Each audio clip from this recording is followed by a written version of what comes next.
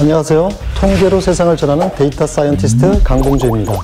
데이터 사이언티스트라는 단어가 굉장히 생소하시죠? 데이터 사이언티스트는 데이터를 모으고 분석, 가공해 정부의 숨은 의미를 찾아내는 사람이라는 뜻인데요.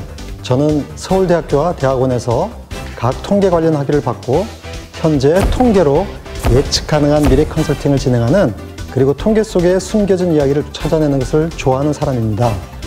앞으로 이 컨텐츠를 통해 제가 알고 있었던 통계로 들여다볼 수 있는 사회현상과 구조, 생활 속에 감춰진 통계 이야기에 대해 재미있게 전해드리고자 하는데요.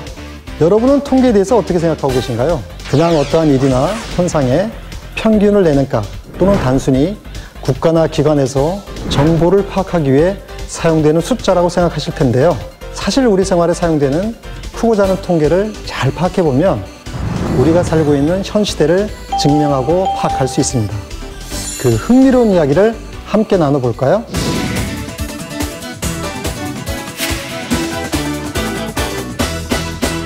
우리가 어릴 때부터 가장 많이 들어온 말 중 하나가 남들 하는 만큼만 해라, 중간만 해라라는 말이죠. 그런데 이 남들만큼이 도대체 얼만큼인지 생각해 보신 적 있으신가요? 그래서 오늘은 통계로 세상을 파악하고 이해하기에 앞서 먼저 통계에서 가장 많이 쓰이는 용어, 평균에 대해 알아보려고 하는데요. 평균의 사전적 의미를 찾아보면 어떤 값들의 집합의 적절한 특징을 나타내거나 요약하는 것을 의미한다.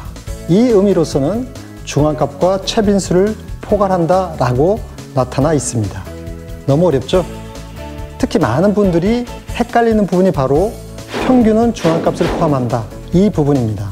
중앙값을 크지도 작지도 않은 정가운데 값이라고 생각했을 때 평균은 중앙값을 포함한 더 큰 범주라는 건데요. 우리는 여태까지 흔히 알고 있는 평균을 중앙값과 헷갈리고 있었던 겁니다. 우리 생활에서 나온 실제 통계를 가지고 이야기해 볼까요? 지금 보시는 그림은 2018년 3월 말 기준으로 통계청이 작성한 2018년 가계금융복지조사 결과입니다. 우리나라 약 2만 가구를 대상으로 한 것인데요. 전체 가구의 수를 생각해 봤을 때 약 2%의 표본을 조사한 결과입니다. 이 그림을 보면 우리나라 전체 가구의 순자산은 약 3억 4천만 원인데요. 즉, 현재 시점에서 가진 빚을 모두 갚고 남은 재산을 모두 현금으로 바꿨을 때 한 가구가 가질 수 있는 현금이 3억 4천만 원 정도 된다는 소리입니다. 그렇다면 평균이 3억 4천만 원인데 우리 집도 그 정도 순자산을 갖고 있을까요? 혹시 이 금액보다 작다면 우리 집은 경제적으로 평균 미달인 걸까요? 그런데 그림에서 보면 괄호 안에 또 다른 값이 있습니다. 1억 9,900만 원, 약 2억이라고 하겠습니다. 그리고 그 값은 하단에 보면 중앙값이라고 합니다. 이 차이를 더 쉽게 설명해 보죠. 만약 5가구가 그림과 같이 순자산을 갖고 있다면 다 합쳐서 12억입니다. 이를 5가구로 나누면 각 2억 4천만 원이 되는데요. 실제 7억 원의 순자산을 가진 한 가구를 제외하고는 전부 다 평균 순자산보다 작은 거죠. 극단적으로 99가구는 1억 원의 순자산을 갖고 있고 한 가구는 100억 원의 순자산을 갖고 있다면 한 가구당 2억 원, 즉 평균 순자산은 2억 원이 되는 겁니다.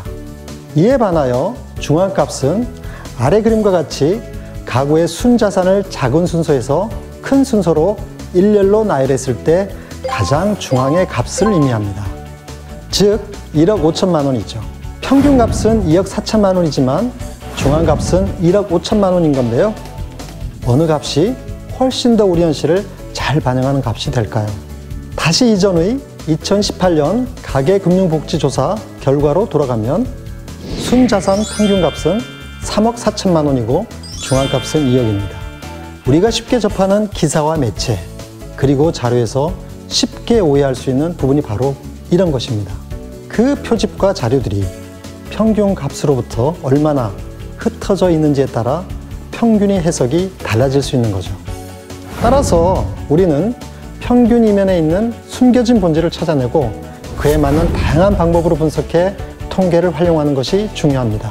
이렇게 평균값을 토대로 분석된 통계는 우리 생활에 꼭 필요한 지표를 제시하고 정책의 새로운 방향성이 되고 미래에 일어날 수 있는 일을 대비하는 나침반이 되어줄 수 있는데요.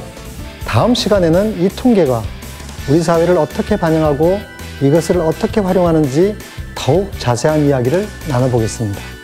사회, 경제, 문화, 그리고 과거와 현재, 미래를 아우르는 통계의 무궁무진한 가능성을 차근차근 함께 하시죠.